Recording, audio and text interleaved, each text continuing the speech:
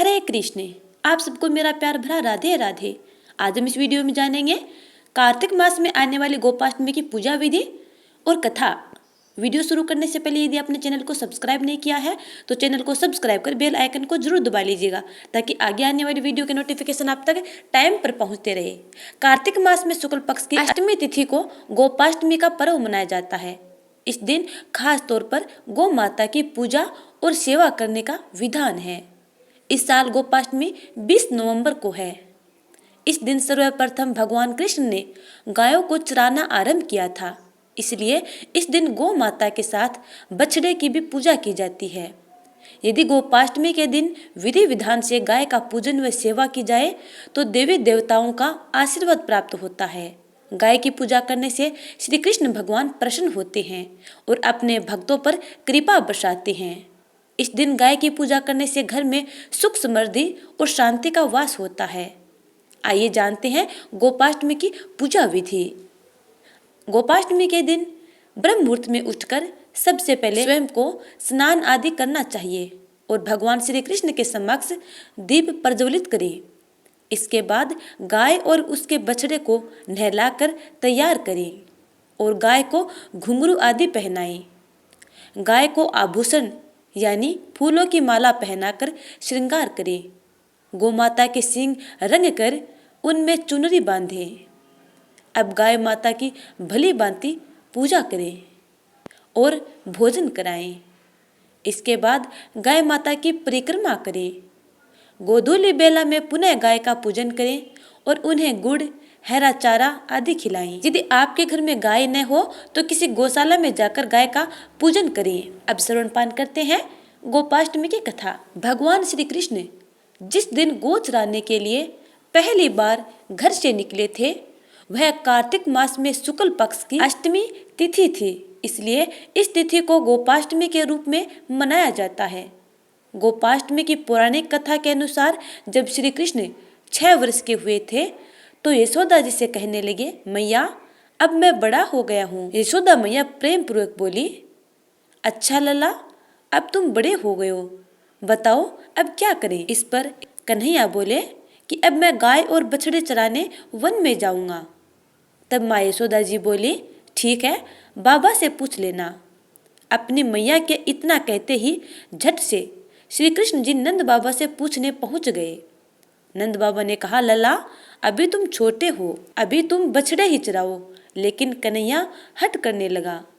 तब नंद बाबा ने कहा, ठीक है लला, तुम पंडित जी को बुला लाओ, वे गोचारण का मुहूर्त देकर बता देंगे। बाबा की बात सुनकर श्री कृष्ण जी झट से पंडित जी के पास पहुंच गए और बोले, पंडित जी आपको बाबा ने बुलाया है, गोचारण का मुहूर्त देखना है।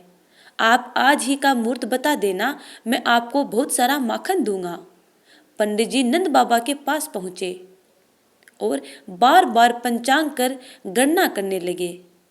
तब नंद बाबा ने पूछा, क्या बात है पंडित जी, आप बार बार क्या गिन रहे हैं। तब पंडित जी ने कहा, क्या बताएं, गोचारण के लिए केवल आज का ही मुहूर्त निकल रहा है, इसके बाद तो 1 वर्ष तक कोई मुहूर्त नहीं है। पंडित जी की बात सुनने के बाद नंद बाबा को श्री कृष्ण को गोचारण की स्वीकृति देनी पड़ी। उसी दिन भगवान ने गोचारण आरंभ किया। यह शुभ तिथि कार्तिक मास में शुक्ल पक्ष की अष्टमी तिथि थी।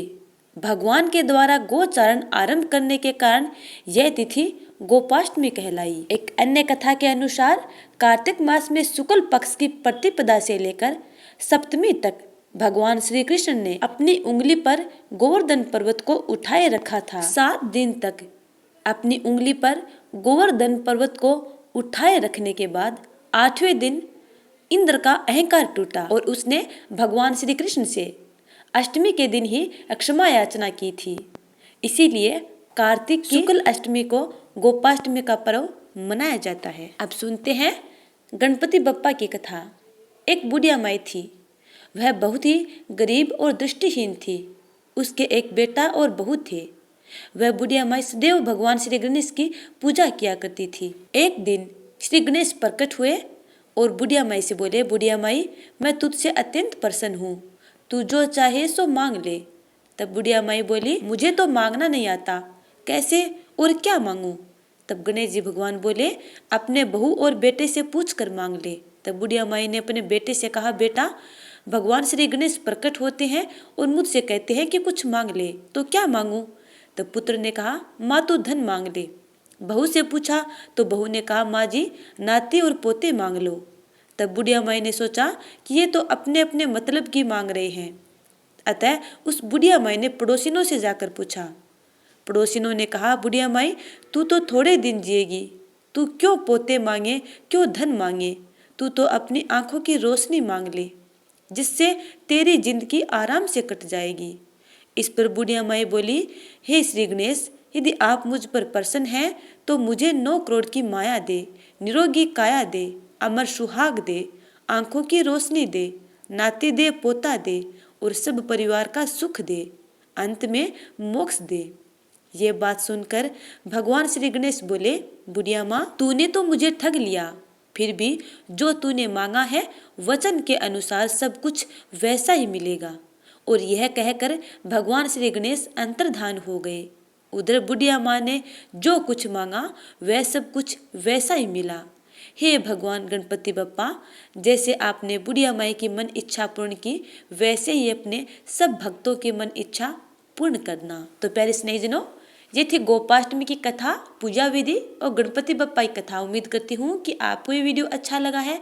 यदि अच्छा लगा है तो लाइक कमेंट कर देना और आगे आने वाली वीडियो का इंतजार करना। तब तक के लिए जय श्री राधे।